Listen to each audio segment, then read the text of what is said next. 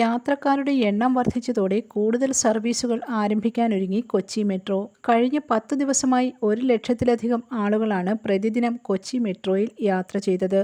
ഇതോടെയാണ് അധിക സർവീസ് ആരംഭിക്കാൻ മെട്രോ അധികൃതർ തീരുമാനിച്ചത്.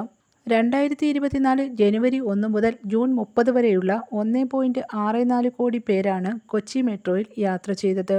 ജൂലൈ 1 മുതൽ 11 വരെ ഏകദേശം 12 ലക്ഷം പേരും മെട്രോയിൽ സഞ്ചരിച്ചു. ഈ സാഹചര്യത്തിൽ 2 ട്രെയിനുകൾ കൂടി അധികമായി ഓടിക്കാനാണ് കൊച്ചി മെട്രോയുടെ തീരുമാനം.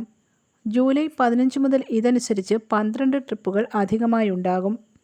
ഇതോടെ തൃപ്പൂണിത്തുറ മുതൽ ആലുവ വരെയും തിരിച്ചുമായി പ്രതിദിനം 250 ട്രിപ്പുകളായിരിക്കും കൊച്ചി മെട്രോ നടത്തുക. 3 കോച്ചുകളുള്ള 12 ട്രെയിനുകളാണ് നിലവിൽ സർവീസ് നടത്തുന്നത്. കലൂർ ജവഹർലാൽ നെഹ്റു രാജ്യാന്തര സ്റ്റേഡിയത്തിൽ മത്സരങ്ങൾ ഉള്ളപ്പോഴും മറ്റ് വിശേഷ ദിവസങ്ങളിലും കൊച്ചി മെട്രോ അധിക സർവീസുകൾ നടത്താറുണ്ട്. യാത്രക്കാരുടെ എണ്ണം വർദ്ധിച്ച സാഹചര്യത്തിൽ ഇത് സ്ഥിരമാക്കാനാണ് തീരുമാനം. രാവിലെ 8 മുതൽ 10 വരെയും വൈകിട്ട് 4 മുതൽ 7 വരെയുമുള്ള തിരക്കേറിയ സമയങ്ങളിൽ 2 ട്രെയിനുകൾ തമ്മിലുള്ള കാത്തിരിപ്പ് സമയം നിലവിൽ 7 മിനിറ്റും 45 സെക്കൻഡുമാണ്.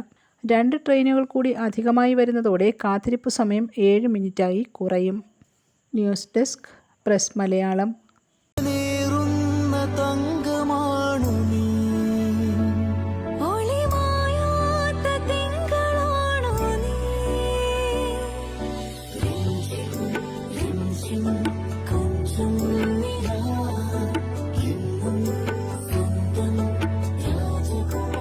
Be a Rajakumari. Rajakumari Gold and Diamonds. The trust of Travancore. Rajakumari.